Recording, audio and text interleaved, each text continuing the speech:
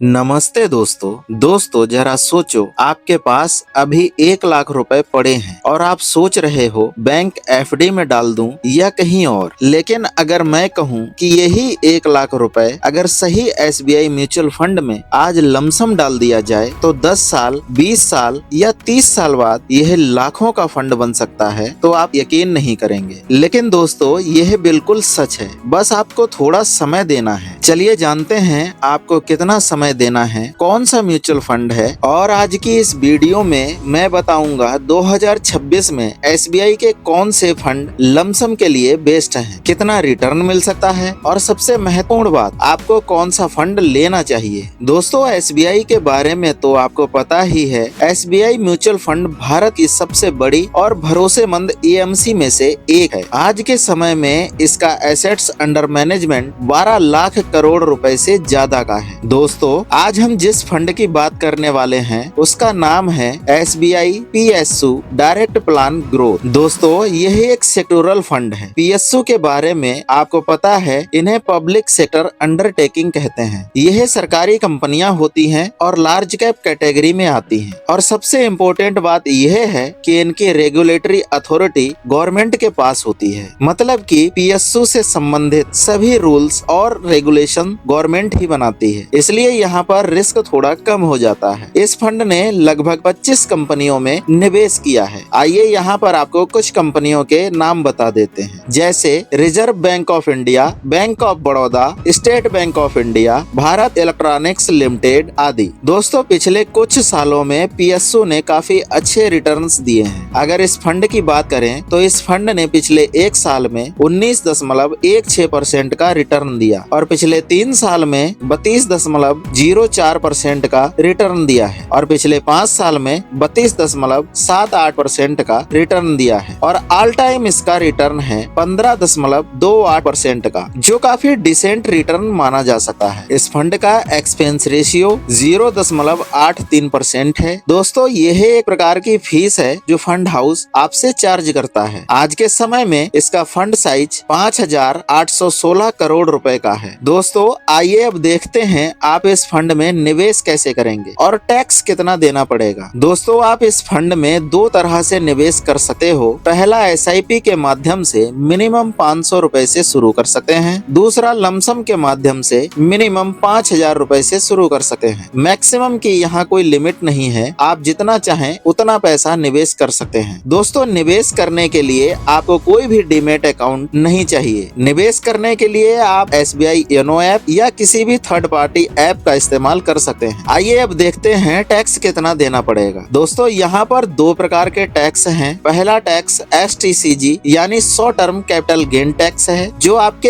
1 साल से पहले निकासी पर लगता है, जो आपके कुल लाभ का 20% होता है। और दूसरा टैक्स एलटीसीजी यानी long term capital gain tax है, जो आपके 1 साल बाद की निकासी पर लगता है। यह लगभग आपके कुल लाभ का 12.5% होता है। लेकिन ध्यान रखने वाली बात यह है, आपके 1,25,000 के लाभ पर कोई भी टैक्स नहीं लगता है। दोस्तों, अब चलते हैं कैलकुलेटर की तरफ। यहाँ आपको कैलकुलेट करके बताते हैं कि अगर आप इस फंड में 1 लाख रुपए से लमसम करते हो तो आने वाले समय में कितने रुपए का फंड बनाया जा सकता है। दोस्तों, एक्सपेक्टेड रिटर्न हम उतना ही मानेंगे जितना अभी तक इस फंड ने दिया है, यानी कि 15.28% का। तो इस हिसाब से आपका 10 साल का रिटर्न होगा 3,14,514 रुपए और फाइनल पैसे की वैल्यू होगी 4,14,514 रुपए और 20 साल में आपका रिटर्न बनेगा 16,18,222 रुपए और फाइनल पैसे की वैल्यू होगी 17,18,222 रुपए। और अगर आपने 10 साल और निवेश कर लिया तो इन 30 साल में आपका रिटर्न बनेगा 17,22,280 रुपए और फाइनल पैसे की वैल्यू होगी 71,22,280 रुपए, जो कि बहुत अच्छा फंड माना जा सकता है। दोस्तों, यह होती है पावर ऑफ कंपाउंडिंग। दोस्तों, कैसी लगी आपको यह वीडियो कमेंट में जरूर बताना। और हाँ दोस्तों, इस वीडियो में निवेश की सलाह नहीं दी जाती है, क्योंकि यह वीडियो केवल एजुकेशनल पर्पज के लिए बनाई गई थी। दोस्तों, आपको पता है म्यूचुअल फंड मार्केट की परफॉर्मेंस पर बेस्ड होते हैं, इसलिए रिस्की होते हैं, तो सोच समझकर निवेश करें।